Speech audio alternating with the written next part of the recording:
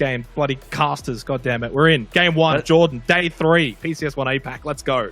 Yeah, this is absolutely what we want to dive into. Enough of the podcast mode. We jump into Miramar, and you can see the points per map there as well on the right-hand side of your screen. And this is something that we're always going to be really interested in talking about, Xenox, because now we shift over to the Miramar week. It's predominantly going to be Miramar. 60% of the games are going to be on this map. And the teams that are going to be cheering about that are Bahamut Gaming. Well, it's really just Bahamut Gaming, quite frankly. Fury arguably have performed a little bit better on Miramar, same for Divine, but their point split isn't quite as significant. But Bahamut Gaming have gotten 80% of their kill points and 100% of their placement points on this map. So they're definitely going to be eager to see how things go. And what's really interesting about them as well, Xenox, is that they are kind of within the discussion, right? They're in 12th place, so they're not doing terribly. And they're able to potentially push themselves up into a pretty decent placement, maybe within the top 8, off of the back of this week. The thing as well is, we probably didn't really speak about it much at lengths in the pre-show, but this is, of course, the Miramar week as well, so there are going to be 2 extra games of Miramar played this week compared to Erangel. Of course, over in week 1, we had the Erangel games that were, a little bit extra, just 2 extra games. It's not a lot, but we have seen the noticeable difference. You mentioned, certain teams are performing better on the likes of Miramar. Bahamut Gaming, without a shred of doubt, has been performing a lot better on Miramar. So they are, as you say, an interesting candidate to look at here for this week in particular as we have more Miramar games. The damage numbers, though, no surprise, Jordan. Jowman leading the way for Q Confirm and leading the way in general, I believe. Buriram, Cerberus, and then Juxi and Fury. Fury, the fact that they're in 4th position for damage suggests they're doing pretty well in fights. They've just got to now see if they can confirm those kills, get those extra points. Yeah, that's the crazy thing, isn't it? I mean, I guess there is something to be said for taking utility away from your opponents, taking meds and heals and that kind of thing away from them. But you do also need to be confirming those points as well.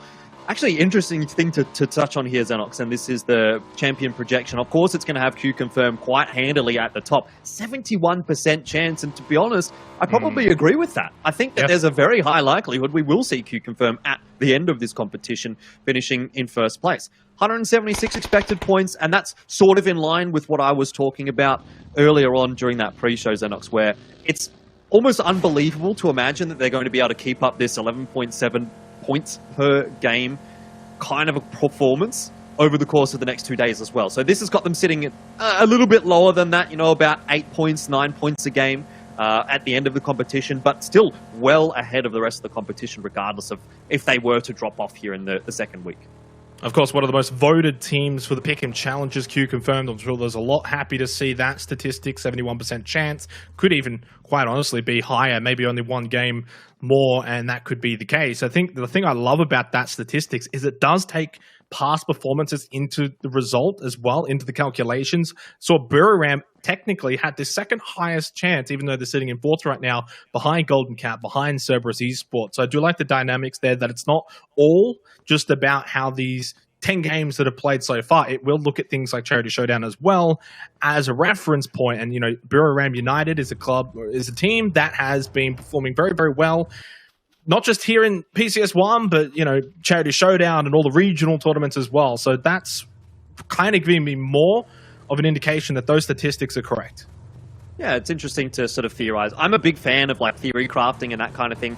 At the end of the day, though, you do have to look at that kind of a list and say, this is not 100% accurate representation of what we're going to get. It is just an expectation. It's a prediction more so than anything else. And it gives you some fun talking points, but you really can't take it as gospel or anything like that. And you can't necessarily use it as analysis per se. It really has to come down to what the teams are doing in the game as opposed to what the data on the spreadsheets say.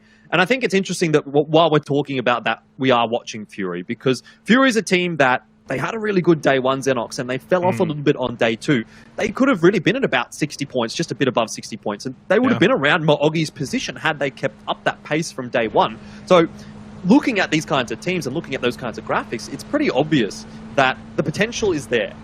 It's just not necessarily being realized. And I think that's the key takeaway for me, is for a lot of the teams that we're seeing in this competition. MSC is another one that I would throw in the mix there, is that the potential is there. You're being able to see the points on the board here and there, but you're not seeing it consistently enough. As Nordrop, I don't know how he's managed to land that, but he's okay. I may just went through a tree. Bit of a tangent, right? But you get what I'm saying. Yeah, no, I 100% get what you're saying. But also, then when you say that, you look at a team like Fury Australia, and I also look at them and say, well, there's no reason they don't come out tonight and they pick up wins. They pick up a high scale amount of points, and potentially by the end of the night, like this is the last chance effort. I think for everyone outside of Buriram, Golden Cat, Cerberus, if you want to make the historic comeback, Jordan, that one last-ditch effort, tonight's got to be that night. Fury is a team that's certainly capable of getting multiple wins on a night. We've seen it time and time again, and they literally just saw it 2 minutes ago. The damage numbers, they are competing as if they're like right behind Q Confirm. It's just the stats, the numbers aren't backing it up. Well, it means they're putting a lot of damage down, but they're not necessarily being able to convert it into kill points and placement points. So, yes, it's a benefit, but it's not always going to be getting the points on the board. This might be a good start for Golden Cat as Maximus has spotted out an opponent. Ghoul will drop. Tinoi helping out there as well. So Cerberus, not the way that they want to be starting today. They're in second place, Xenox. They really need to have a good day here. Deep in the conversation in chasing Q Confirm, and it's already gone horribly wrong.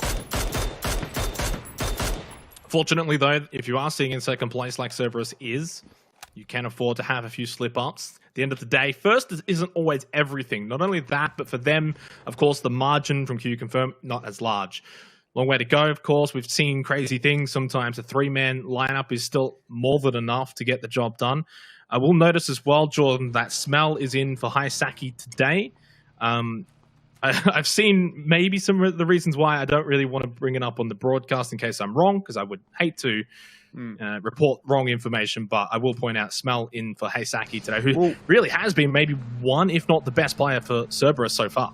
Yeah, I was going to say, actually, I'm pretty sure just going back and looking at that graphic that Haisaki was the highest damage dealer for Cerberus. In fact, yeah, I'm taking a look back, and he's got 36% of their damage. And it's like, when you consider that it should be sitting around 25% for all of the players if you're putting in the amount of damage that should be expected of you. 4 players, you should be hitting a quarter of the damage per person of your team. He's overperforming, right, in terms of the damage output. So to lose him is potentially a bit of a scary prospect. Over to Carnage, who, of course, picked up a win last week, Jordan, much to the surprise as many, but a win is a win, no matter how you get it. They have been definitely a lot better if we take out day one. Everything from day one, they've been actually in the middle of the pack. In fact, for day 2 alone, if we had just looked at day 2, Jordan, they were 8th. So they're in the top 8 in terms of their play style and the way that they're playing, really showing that they can actually mix it here with these big boys, the SCA region, the best teams from APAC, showing that they're not just here to make up the numbers, really. Yeah, and I think that's an important point, right? We sort of had our reservations and our questions after day 1 as to how Carnage and how VTR would go on day 2. And I have to say, I think both teams have kind of turned it around pretty substantially. 26 points on day 2 for Carnage, 24 for VTR. So much better performances on day 2 than on day 1. We see a circle shift that may be favourable actually for the Australian teams. It's incidental that we're talking about Carnage because they're going to have a pretty decent rotate in from the south. There's no one in front of them. You see Astra in the centre of the circle, Fury relatively close to the centre of the circle as well. And a lot of teams having to come down now from the northern side of the map. They're going to run into each other as well because rotating through that region of the map does tend to lead you into some corridors. And we might actually see something pretty fantastic out of Game 1 here on Miramar. 9.5 minutes has now elapsed. A reminder as well for everyone watching that on Twitch, you can have a look at the map, PCS_map at all times if you want to just keep an eye on that. Currently just to the east of El Pozo, as we're watching Cerberus rotating into El Pozo, in fact. But a lot of teams are already quite situated for this sort of circle, Jordan. I don't think we're going to see too many rotations outside of the circle. In fact, I don't think we're going to see too much here for Phase 2. Phase 3 onwards, when things may just pick up quite a bit. Golden Cat, Tanoi, of course, picked that early kill onto Cerberus.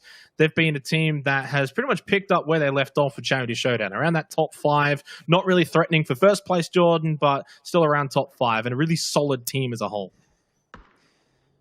Golden Cat definitely having started the day off the way they would have wanted to, already a point on the board, and putting a bit of pressure into DIC now as well.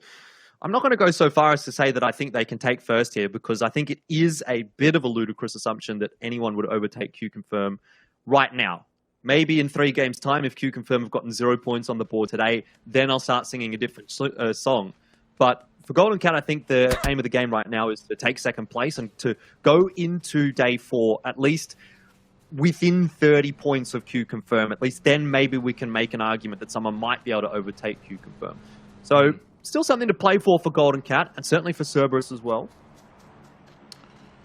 Not just them, but of course, I think if you're every single team in this lobby should still be aiming at least a minimum for second. Like, I don't know how much you can really say if you say the bottom 3 who are still in the 30s, Carnage, Victim Rise, Eagle, Sentinel, Shooter, whether or not they can achieve that 50-point gap to Cerberus. But the minds of the players and the teams, Jordan, should always be, we've got to get what we can potentially get. What's the best result? And obviously, first place out of reach for many. We saw that with the champions' predictions earlier. A lot are already on 0%, but there's still a lot of second place, third place, top 5 should still be the target. Pretty much everyone in this lobby. Turtle, nice spray, lands a lot onto Elonix. Yanku to off is able to land a couple back, just force him back inside the building. And well, it's taken about 12 minutes, but we've kind of got our first few shots rigging out around Miramar. 35 seconds until phase 3. Divine and MSC Terraton close by. Well, these are the teams up to the northern side of the map, which is quite congested. And I was expecting to see a few early engagements for those teams rotating down south. And it's not too big of a surprise for Divine and MSC to be running into each other. They're looking to take control of this compound, both teams. And to be honest, it might not actually be a bad compound to be in, but it's not going to be too nice if you're losing players here and there. And Yoshi Minburi will continue to struggle for MSC. Who have lost a player early on in the piece. Divine, they're certainly within the mix, so seeing some early points on the board for them is not a bad shout at all here in... Hello, Astra. Jordan? That's a feed if I've ever seen one. Fury as well. This is an oceanic circle coming from down under. For sure, for sure. And it's exactly, again, what I sort of said and alluded to when we saw that first circle. All 3 of the oceanic teams were able to get into a center position, were able to get into a solid position before anyone else. And they're not having that many teams rotate into them either. Maybe the exception being Fury with Victim Rise and Gearbox here, who, to be fair, are probably going to finish each other off, or at least lower the numbers a little bit before Fury has to get involved into this engagement. They may need to be a little bit aware of Carnage, but certainly a lot going on toward the northern side, towards the western side of the map, not quite as much towards the southeast. So I think for Fury and for Astra, this is the potential chance for them to get back into the winner's circle. MSC Terraton, who haven't really had the impact from their star player. I, at least for me, have felt Yanku and Rossided have kind of stepped up in Yoshi Minburi's place this tournament so far. Gearbox on the move with J-End as they're close by to Victim Rise, 2 of the teams inside of the bottom 4 looking to escape it. They've lost Y8 already, though, has Gearbox to Victim Rise's Chibarit, who are off the bottom of the standings only momentarily for now, here at the back end of Fury's compound. They're going to push in, but you mentioned before that Fury probably don't have to get into the fights for a while, and you're probably right. Victim Rise are going to skirmish with Gearbox, but then whoever wins this, which is at this current moment shaping up to be Victim Rise, will then have to push into the compound of Fury. Yeah, nice shots from Chibirit as he'll get rid of Chin. An extra point on the board there for Victim Rise. Up into 14th place, incidentally enough, so they're making some moves on the standings early on in the piece. There is an opportunity for Victim Rise to sort of just go straight in toward the center of the circle and, in a sense, kind of cut Fury off, which is almost what Carnage has done on the other side of Power Grid. So there is still a world where Fury actually ends up getting sandwiched. But I guess we do have to wait and see. Yeah, I was hoping for it. But we do have to wait and see where this next circle does end up moving before we are going to get anything too substantial for any of the teams rotating in just yet. Everyone's fairly okay, but Homework Gaming probably struggling a little bit towards the northern side of the map. Same for Cerberus, who we're watching at the moment try to come in. But down south there, things aren't all that crazy at the moment. No, it's not. 15 minutes gone. It's been one of the quieter matches for Miramar. A lot of it, of course, comes down to the way the zone plays out. There are a lot of areas on this map that are going to be either flat terrain or you've got a lot of these hill and the higher terrain, and it makes it hard then to get those sight lines. You've got, obviously Power Grid still in play, gas station for Astra. You got some of the crater, edges that are still in. So you got teams on the vertical levels, right? Some are high, some are low. which is why we're able to fit so many teams into this sort of circle, which now for Phase 4 goes right onto that power grid. Now, Astra don't have to move for now, Jordan, but Carnage and Fury, certainly the better position of the three Oceanic teams. Astra's not too bad, though, either. Honestly, you gotta say this is good news for Fury, because they had a bit of a rough time with the Miramar circles in the Charity Showdown in particular, with all of them going up towards La Cobb, but now they're getting a bit of a feed here. So important that these Oceanic teams are able to take advantage of the opportunity that has now been presented by the circle shifts. Astra have a lot of teams that they need to gatekeep coming down from the north. I suspect a lot of the points that they can get out of this round in particular, Xenox, should be coming from the kill points. Placement points may be a bit more difficult to come by when they inevitably do have to cross this road. PUBG Esports, Jet's been knocked down from Niku's of Astra. There's a Barado just going backwards randomly with a nade blowing up as well. It's all happening now here for Phase 4. Not too much of a surprise. It's been quite going for the first 15 minutes. And from here on out, you expect it to probably be non-stop, at least for the next 10 minutes or so. The kill feed starts to light up.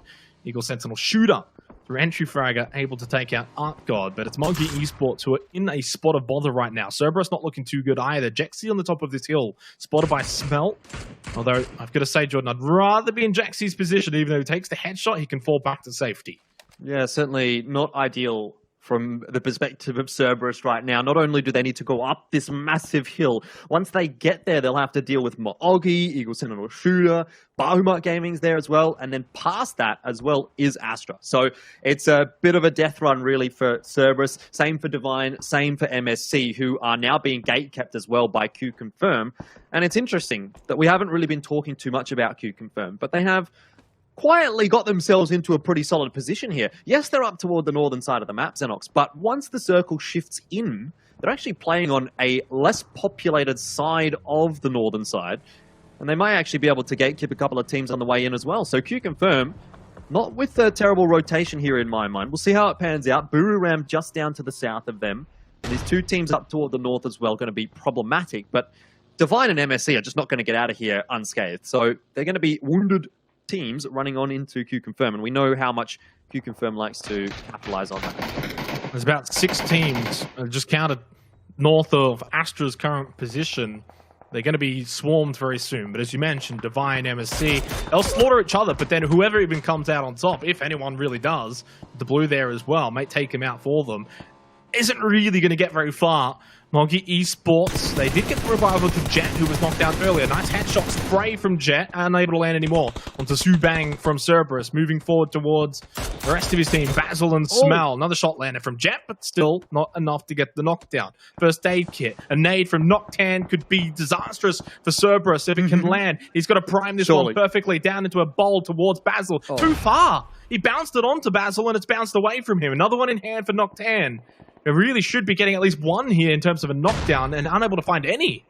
Yeah, even a molly would have been nice, actually. It would have landed right on top of Basil. But either way, it's going to be Divine, it's going to be Eagle, Sentinel Shooter, and MSC that are all getting into those engagements. And for none of those teams is this a good situation to find yourself in, quite frankly, Xenox. Circle Shift does go north, and that's another big hard feed for Astra. Now, they might not have to move. And actually, not only do they now have the opportunity to get those kill points, but the placement points are even more on them.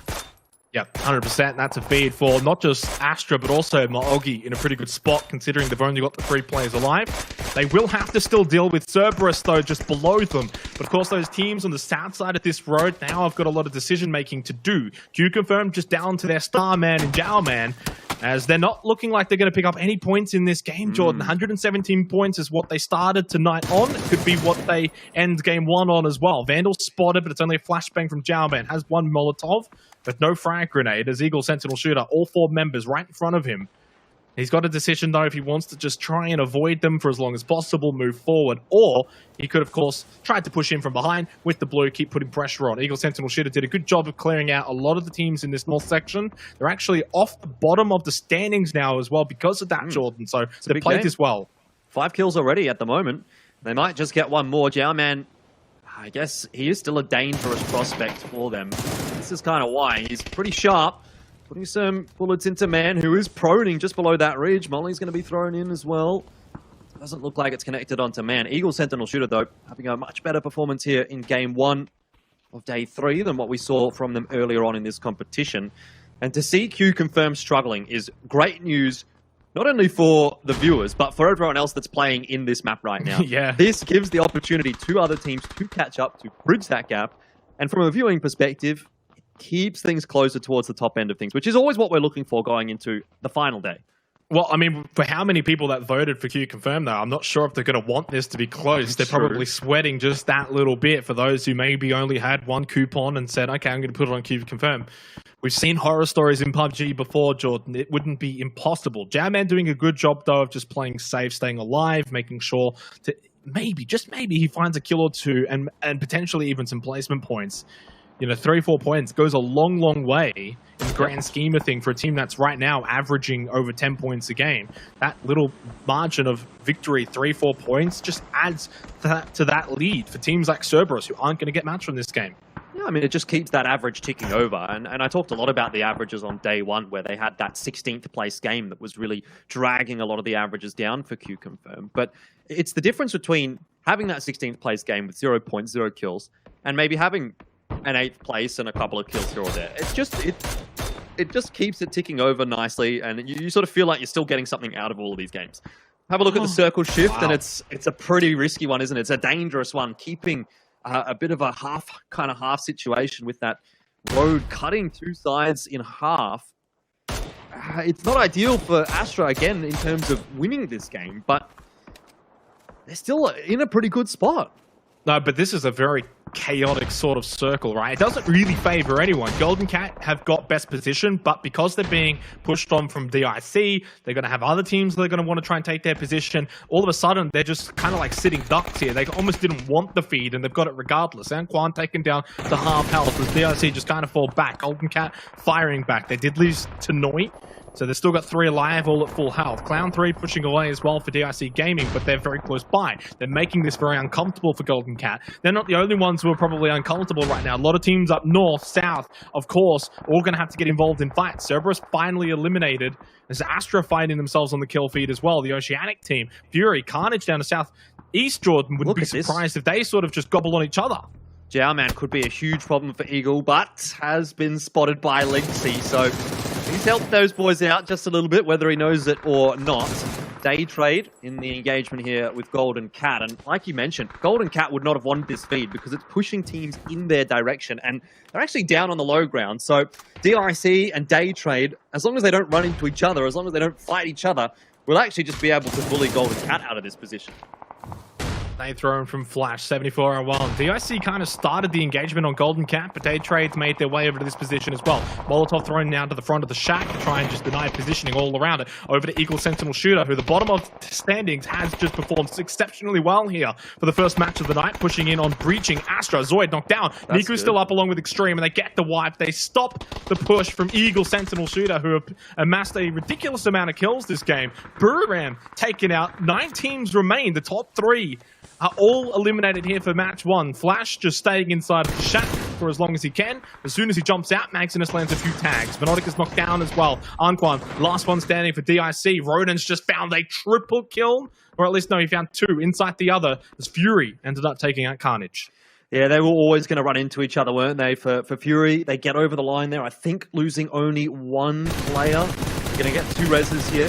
Tonke with a long spray down will deal with Anquan, and that's DIC out in 8th. So we're now into the placement points, and what you will notice again is that circle is going to be shifting fairly shortly. Zoidmate on the move, and you like to see this early on from Astra. They need to get someone across the road because it's very likely going to go down to the south. They've recognized that, and now this gives them the opportunity to rotate into a bit more of a safer position. Circle shift goes more or less right on top of Zoidmate, about on top of him as it could have.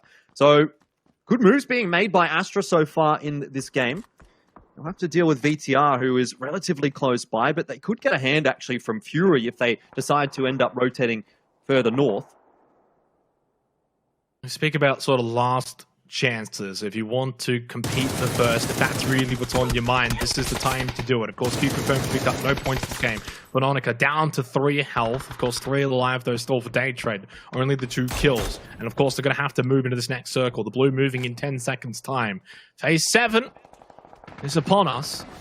And around Astra's position, when I look at the map, of course, they've got Victim Rise over there as well. And as I mentioned, that Zoid has been eliminated by Chibaret.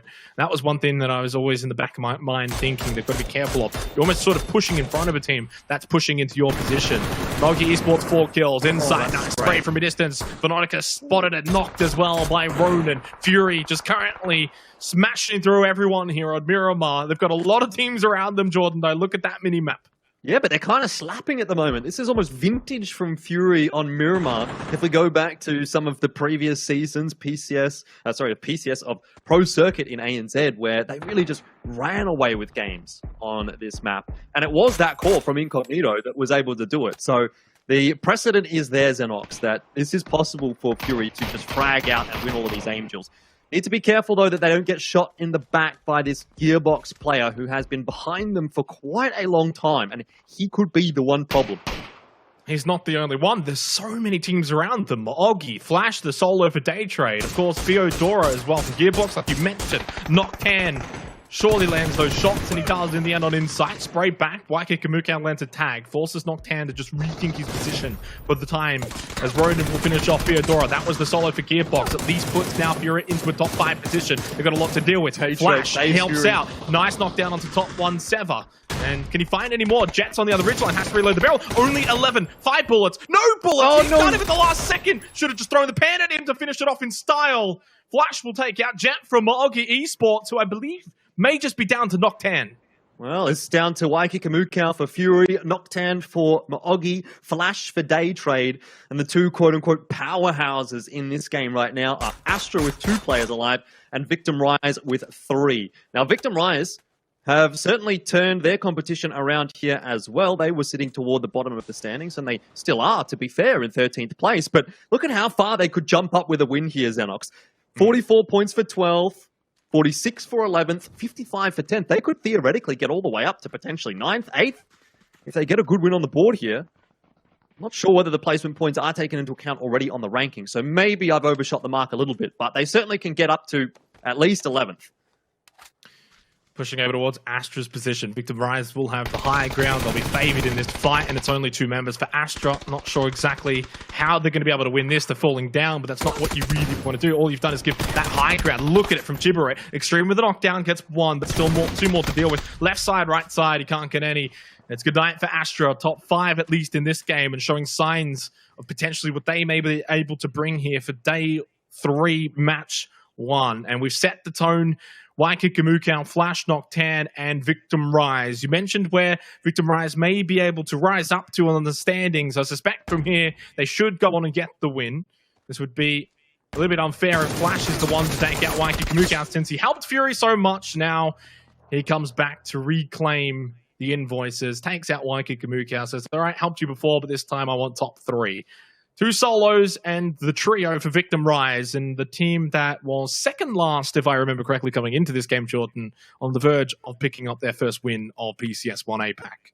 Well, if Nocturne is not checked properly, that could well still come unstuck. He's in a pretty interesting position. It almost feels like a one-and-done kind of position, but he may open the door for Flash. You know, if he gets a knock here onto Seymour or onto Chibaret, Flash dives in at the right time. It could end up being a 2-on-1 for him. Victim Rise, I will agree, should still win the game from here, but there's so much that can go wrong in very quick amounts of time in a game like PUBG, so can't really afford to count our chickens before they hatch. So 2 minutes, 15 seconds, and what is a game that has now very much gone the distance. It started off slow, first 15 minutes, not too much, but I did sort of predict that it would pick up the pace, and, well, that was not a lie. It definitely gave us everything. But Flash, Noctan have been sort of both very solid as solos here towards the end, finding kills. You know, we saw earlier on Noctan able to stay alive, and the rest of his team was, I think, actually taken out by Flash. It was, yeah. Flash is the one who, of course, ripped apart most of Maogi Esports. Noctan hasn't really moved. Victim Rise, I think, are playing this pretty well. Chibaret's just that anchor, making sure no one's flanking around the right-hand side or north side, depending on where you're looking. As then Samoy and his partner push up towards Flash and towards Noctan. Whatever, they just maybe died of the blue here. Noctan spotted. take the first shots onto Samoy, and of course, high ground advantage always going to prevail. Flash, well, he spots ahead, not much he can really do from there, and Victor Rise, well, they scalp all of the kills in the end, 12 of them, in fact. They cleaned up nicely, 22 points for match 1 of the night.